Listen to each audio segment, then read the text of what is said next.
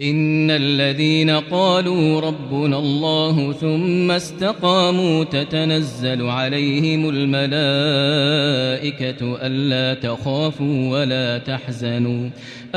تخافوا ولا تحزنوا وأبشروا بالجنة التي كنتم توعدون نحن أولياؤكم في الحياة الدنيا وفي الآخرة ولكم فيها ما تشتهي أنفسكم ولكم فيها ما تدعون نزلا